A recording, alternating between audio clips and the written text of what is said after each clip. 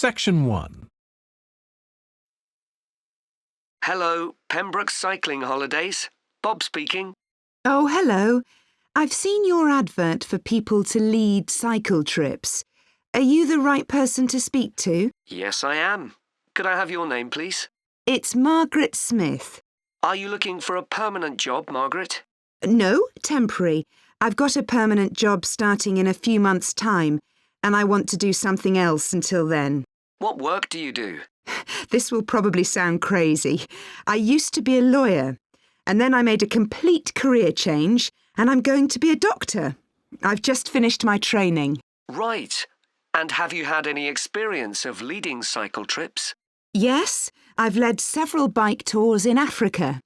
The trip to India that I had arranged to lead next month has now been cancelled. So when I saw you were advertising for tour leaders, I decided to apply. OK. Now, we normally have 2 or 3 leaders on a trip, depending on the size of the group. Some tours are for very experienced cyclists, but we've got a tour coming up soon in Spain, which is proving so popular we need an additional leader. It's a cycling holiday for families. Would that suit you? It certainly would. I enjoy working with children, and I probably need some more experience before I go on a really challenging trip. That tour includes several teenagers. Have you worked with that age group before?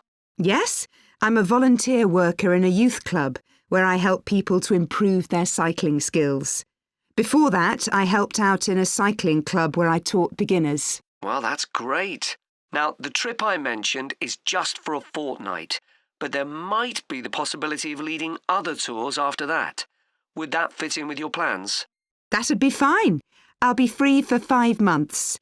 My job is due to start on October the 2nd, and I'm available from May the 1st until late September. Good. Now, is there anything I need to know about the food you eat? We usually have 1 or 2 people in the group who don't eat meat or have some sort of food allergy, so we're always very careful about that. Yes, I'm allergic to cheese. Would that be a problem? No. As long as we have enough notice, we can deal with that. That's great. It sounds really interesting. Would you like me to fill in an application form? Yes, please. Where should I post it to? Could you send it to 27 Arbuthnot Place, Arbuthnot Place, Dumfries? And what's the postcode, please? DG7 4PH. Was that P Papa or B Bravo? P Papa. Got that. If you could return the application form by Friday this week, we can interview you on Tuesday next week. Say 2:30? Would that be possible for you? Yes, it's fine. You're quite a long way from where I live, so I'll drive over on Monday. Should I bring anything to the interview? We'll have your application form, of course, but we'll need to see any certificates you've got that are relevant in cycling, first aid, or whatever. OK. And at the interview, we'd like to find out about your experience of being a tour guide. So, could you prepare a 10-minute talk about that, please? You don't need slides or any complicated equipment, just some notes. Right. I'll start thinking about that straight away. Good. Well, we'll look forward to receiving your application form and we'll contact you to confirm the interview. Thanks very much. Thank you, Margaret. Goodbye. Bye. Section 2. Welcome to this podcast about the sheep market, which is one of the oldest parts of the city. As its name suggests, there was originally a market here where farmers brought their sheep, but now it's been redeveloped into a buzzing, vibrant area of the city, which is also home to one of the city's fastest-growing communities. The nearby university has always meant the area's popular with students who come in to enjoy the lively nightlife, but now graduates embarking on careers in the worlds of fashion and design are buying up the new apartments recently built here to replace the small houses where the market workers used to live. The narrow old side streets are great places for finding original pictures, jewellery and ceramics which won't break the bank, as well as local produce like fruit and vegetables. There's also lots of pavement cafes where you can have a coffee and watch tourists from all over the world go by. The oldest buildings in the area are on the main streets, including the city's first department store, built in the 1880s, which is still open today. The sheep market is a centre for fashion, and there's a policy of encouraging new young designers. The Young Fashion Competition is open to local young people who are passionate about fashion. This year, they've been asked to design an outfit based on ideas from the music and technology that's part of their everyday life, using both natural and man-made fibres. The garments will be judged by a panel of experts and fashion designers, and the winning entries will be modelled at a special gala evening. Parking at the sheep market is easy. There are plenty of pay and display car parking spaces on the roadsides, which are fine if you just want to stay for an hour or two. But if you want to spend the day there, it's better to park in one of the 4 underground car parks. It's not expensive, and if you can present a receipt from one of the local stores, you'll not be charged at all. After 6 p.m, many of the car parks have a flat rate which varies, but it is usually very reasonable. The sheep market is one of the main centres for art and history in the whole of the country. If you look at our map, you'll see some of the main attractions there. Most visitors start from Crawley Road at the bottom of the map. The Reynolds House is one of the oldest houses in the city and is open to the public. It's on the north side of Crawley Road, next to the footpath that leads to the public gardens. The area is particularly interesting for its unusual sculptures. The thumb is just what its name suggests, but it's about 10 metres high. You'll see it on Hill Road, across the road from the bank. The museum's got a particularly fine collection of New Zealand landscapes. It's on the east side of the sheep market, on City Road. It's on the other side of the road from the public gardens, immediately facing the junction with Hill Road.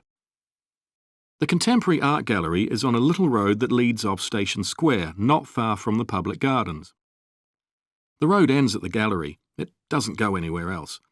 That's open every day except Mondays. The Warner Gallery specialises in 19th century art. It's on City Road, near the junction with Crawley Road, on the same side of the road as the public gardens. It's open on weekdays from 9 to 5 and entry is free. Finally, if you're interested in purchasing high-quality artwork, the place to go is Nucleus. You need to go from Crawley Road up through Station Square and east along Hill Road until you get to a small winding road turning off. Go up there and it's on your right. If you get to City Road, you've gone too far. Section 3. Joe, you know I'm giving a presentation in our film studies class next week? Yes. Well, could we discuss it? I could do with getting someone else's opinion. Of course, Katie. What are you going to talk about? It's about film adaptations of Shakespeare's plays. I've got very interested in all the different approaches that film directors take. Uh-huh.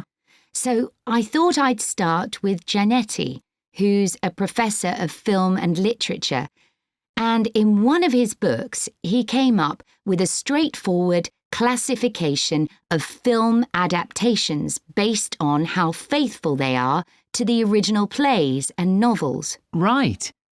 I've already made some notes on that, so I just need to sort those out before the presentation. I thought that next I'd ask the class to come up with the worst examples of Shakespeare adaptations that they've seen, and to say why. That should be more fun than having their favourite versions. Yes, I can certainly think of a couple. Right. Next, I want to talk about Rachel Malco. I came across something on the internet about her work on film adaptations, and I was thinking of showing some film clips to illustrate her ideas. Will you have enough time, though, both to prepare and during the presentation? After all, I doubt if you'll be able to find all the clips you want.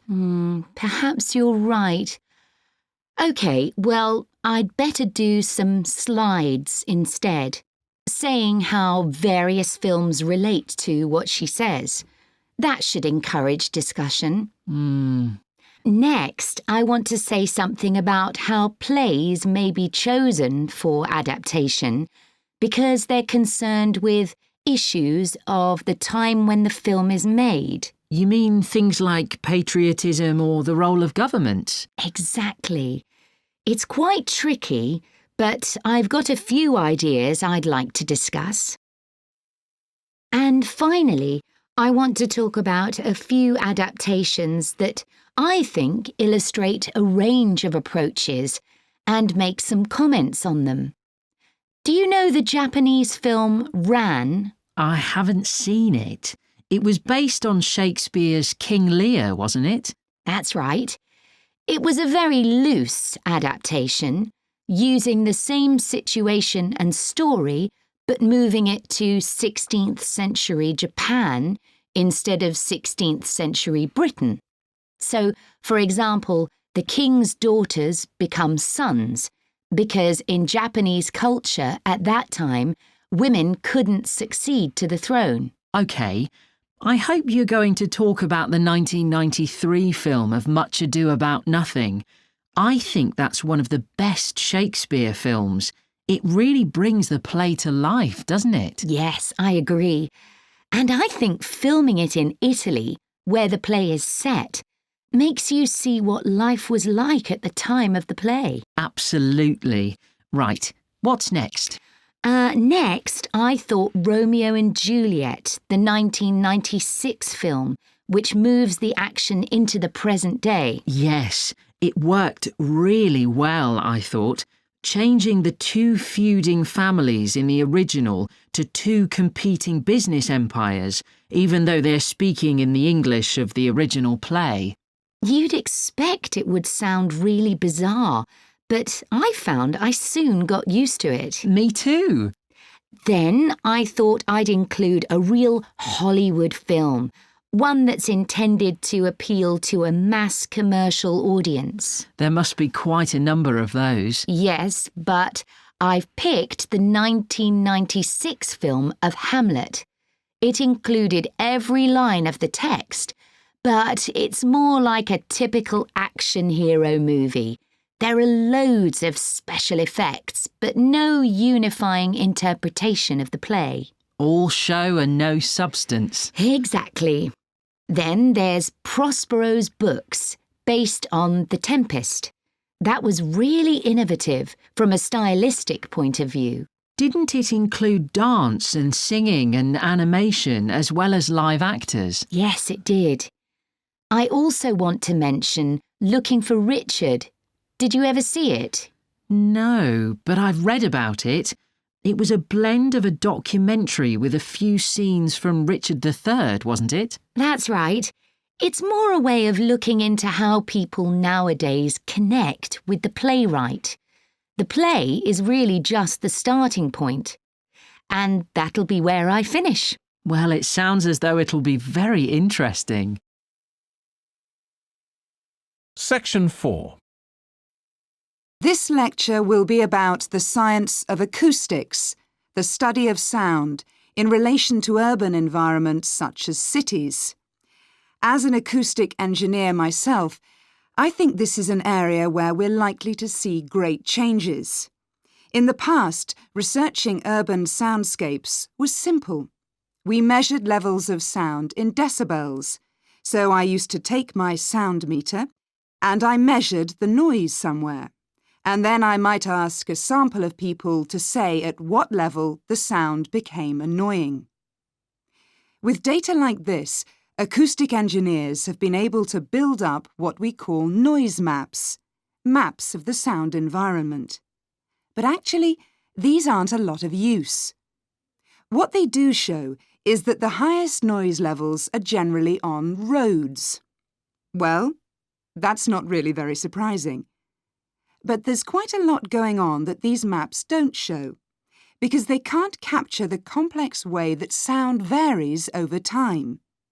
So they ignore important issues such as the noise someone might hear from the open windows or gardens of their neighbours.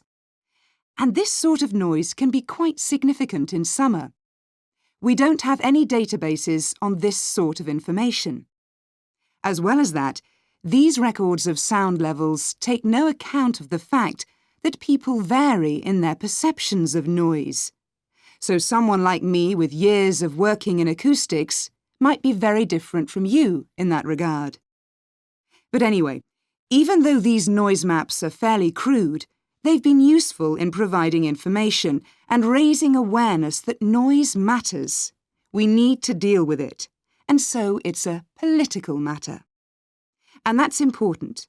We need rules and regulations because noise can cause all sorts of problems. Those of you who are city dwellers know that things go on 24 hours a day, so city dwellers often suffer from interrupted sleep. It's also known that noise can lead to a rise in levels of stress due to physical changes in the body affecting the composition of the blood. And there are other problems as well. For instance, if school children don't have a quiet place to study, their work will suffer. Now, one problem with decibel measurement is that it doesn't differentiate between different types of noise. Some types of sounds that most people would probably think of as nice and relaxing might well score quite highly in decibel levels. Think of the sound made by a fountain in a town square, for example. That's not necessarily something that we'd want to control or reduce. So maybe researchers should consider these sorts of sounds in urban design. This is going to be tricky, because just measuring decibel levels isn't going to help us here. Instead, many researchers are using social science techniques, studying people's emotional response to sound by using questionnaires and so on. So what exactly do people want to hear in an urban environment? Some recent interdisciplinary research has come out with results that at first sight seem contradictory. A city needs to have a sense of activity, so it needs to be lively, with sounds like the clack of high heels on a pavement or the hiss of a coffee machine. But these mustn't be too intrusive, because at the same time, we need to be able to relax. One of the major problems in achieving this will be getting architects and town planners to use the research. Apart from studying the basics of acoustics, these people receive very little training in this area. But in fact, they should be regarding sound as an opportunity to add to the experience of urban living, whereas at present, they tend to see it as something to be avoided or reduced as far as possible, or something that's just a job for engineers, like the street drainage system. What's needed is for noise in cities to be regarded as an aesthetic quality, as something that has the qualities of an art form. If we acknowledge this, then we urgently need to know what governs it and how designers can work with it. We need to develop a complex understanding of many factors. What is the relationship between sound and culture? What can we learn from disciplines such as psychology about the way that sound interacts with human development and social relationships, and the way that sound affects our thoughts and feelings? Can we learn anything from physics about the nature of sound itself? Today's powerful technologies can also help us. To show us their ideas and help us to imagine the effect their buildings will have, architects and town planners already use virtual reality. But these programs are silent. In the future, such programs could use realistic sounds, meaning that soundscapes could be explored before being built. So hopefully, using the best technology we can lay our hands on, the city of the future will be a pleasure to the ears as well as the eyes.